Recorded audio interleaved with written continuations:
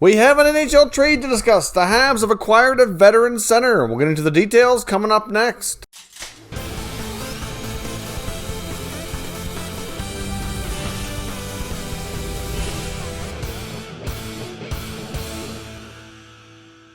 So welcome back to another video here at Top Shelf Hockey. Now, as I mentioned, we have some breaking news from the NHL. The Montreal Canadiens have made a trade acquiring veteran center iceman Eric Staal from the Buffalo Sabres. I mean, we've talked about the fact that Montreal could use a veteran center iceman down the middle here. They have some good centers, but obviously there's a lot of youth there with Suzuki and Kotkaniemi, and having another veteran guy in there who would be, good, who can pitch in offensively, good on faceoffs, that kind of stuff would be really beneficial. So, of course, Eric Staal is a pending unrestricted free agent, final year of his contract with the Sabres, where he's making $3.25 million. Now, the Buffalo Sabres have retained 50% of that salary, so that certainly helps Montreal cap space wise, and they've sent them back a 3rd and 5th round pick in the 2021 NHL draft to complete this trade. So the Sabres get 2 extra picks in the coming draft. The Habs get themselves a veteran center iceman, which I think will be a terrific fit there. Now, we had reported before that Eric Staal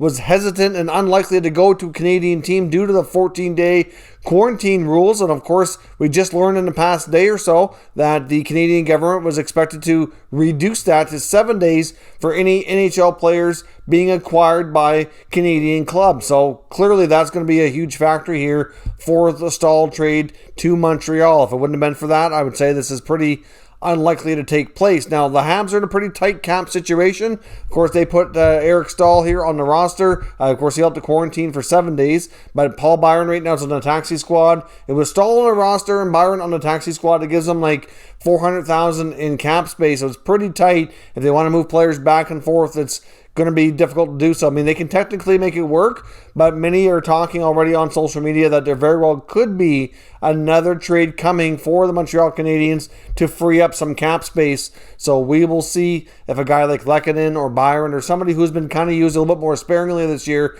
could become a cap casualty if another team that has space would be willing to take them on. Now, of course, the other big thing in Montreal today that we're waiting on is their top prospect, Cole Caulfield. His college career is expected to be over. His team in Wisconsin lost today, so his season is over, and many expected he will sign and turn pro once that was completed. So all eyes are on the Caulfield situation now in Montreal. You have to think that if he does sign, that he might want to negotiate and insist on being able to play some games this year, especially where they're in a tight playoff race. It could be a great experience for him, but they let him burn a year. There's a lot of question marks there. So getting Caulfield to Montreal, and getting him under contract right away is something that they have to consider as well. And of course, he, again, like Staal, would now only have to face a 7-day quarantine coming in from the U.S. So some pretty big news from the Habs today, and we'll see what they continue to do. I know, like many people, I said I don't believe Marc Bergevin when he says they're going to have a quiet deadline. He's either meaning that for a couple things,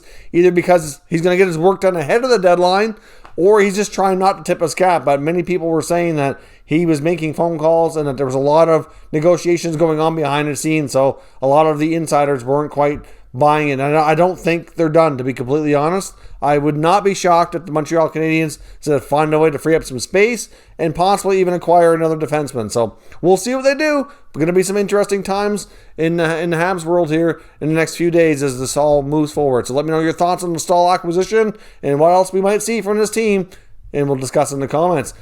If you're new to the channel, consider subscribing and turning on your notifications so you don't miss any future content, and give this video a thumbs up if you enjoyed it. I'd appreciate it if you did. As always, thank you for watching, and I'll catch you next time.